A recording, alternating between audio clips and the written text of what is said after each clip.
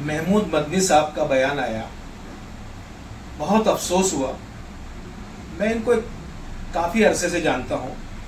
इनके तमाम जो स्टेटमेंट्स होते हैं उससे ऐसा लगता है ये मक्खनबाजी कर रहे हैं गवर्नमेंट को खुश करने के लिए। एनआरसी का इशू हो, सीए का इशू हो, 370 का इशू हो, बीजेपी के साथ रहते हैं। आज मुसलमान जिस दौर से गुजर रहा है, आप कोई भी दिन देखिए, आज मॉब लिंचिंग हो रही है, कई दरगाहों को, कई मस्जिदों को टारगेट किया जा रहा है। कोई भी दिन ऐसा खाली नहीं जाता कि जिस दिन मुसलमानों पर जुल्म नहीं हो तो ये शख्स बोलता नहीं है। इसको किसी से प्रॉब्लम नहीं है। इतने सारे लीडर्स हैं इंडिया के अंदर जिनके दौर में मुसलमानों पे जुल्म हुए, एक अल्फाज नहीं बोले इन्होंने, लेकिन ये पड़े हैं ओवैसी साहब के पीछे और कहते हैं कि मैं ओवैसी साहब को हैदराबाद से बाहर नहीं निकलने दूंगा। तो क्या ये हिंदुस्तान के बादशाह हैं, डिक्टेटर हैं? कौन है ये? भाई है यहाँ के हिंदुस्तान के कि ओवैसी साहब को निकलने नहीं देंगे? क्या हिंदुस्तान के नागरिक नहीं है ओवैसी साहब? क्या कॉन्स्टिट्यूशन उनको इजाजत नहीं देता कि वो अपनी पार्टी चलाएं?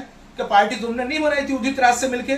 तुम्हारा तो टाई फुस हो गया, तुम्हें एक काउंसलर तुम्हारा नहीं आया। उनके तो 9 काउंसलर हैं, उनके तो बिहार में भी 5 काउंसलर हैं। सॉरी, माफ कीजिएगा, काउंसलर नहीं, एमएलए हैं और काउंसलर भी हैं उनके। तुम्हारा तो कुछ नहीं है। तुम्हें चाहिए था कि इस वक्त कौम को इत्तेहाद की जरूरत है, लेकिन तुम क्या इत्तेहाद कर सकते हो? तुम में तो चचा भतीजे में इत्तेहाद नहीं। 2 दुकानें चल रही हैं, मौलाना अरशद मदनी की दुकान अलग चल रही है, आपकी महमूद मदनी की दुकान अलग चल रही है। लोग चंदा लेने आते हैं तो उनसे लोग पूछते भाई कौन सी दुकान के लिए चंदा लेने आए हो, महमूद मदनी की या अरशद मदनी की? अब सुना है कि आप लोग फिर एक हो गए हैं। तो दरअसल तंग जहन है और गद्दार, मुनाफिक, ऐसे लोग तो हर दौर में रहे हैं। इनको तारीख में उस तरह याद किया जाएगा जैसे अर्तुगरुल गाजी के टाइम में कुर्दोगलों को याद किया जाता था, ऐसे इनको याद किया जाएगा।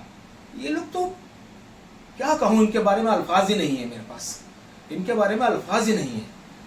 अभी आप अंदाजा लगाइए कि हर मामले के अंदर ओवैसी साहब बोल रहे हैं। तुम्हारी जुबान खामोश है, तुम्हारे मुंह में सरसों भरी हुई है, तुम्हारी आवाज ही नहीं निकल रही। आज कल ये केस आया ये कि वो अपील कर रहे हैं कि अजमेर की जो दरगाह है वो मंदिर था। कहीं मालूम हो रहा है कि ईदगाह के अंदर रानी लक्ष्मीबाई की मूर्ति लगाना चाह रहे हैं। वो सब साजिशें होती हैं कि भाई मूर्ति लगा देंगे तो कल को ये पार्क बन जाएगा, ईदगाह खत्म हो जाएगी। आपकी जुबान नहीं खुल रही मदनी साहब, कितना कम जहन है आप। आपकी जुबान नहीं खुल रही, एक अल्फाज नहीं बोल रहे। हिमाचल के अंदर मस्जिदों पर हमले हो रहे हैं। बोले साहब ये कंस्ट्रक्शन इलीगल है। आप देखिए, अगर आप सर्वे करेंगे तो 90% जो मंदिर हैं वो फुटपाथों पे बने हुए हैं, रोड पे बने हुए हैं, कोई उस पर कोई बुलडोजर नहीं चल रहा। आपकी जुबान नहीं खुल रही। आपकी जुबान खुलती है तो मर्द मुजाहिद के खिलाफ खुलती है। Shame to you.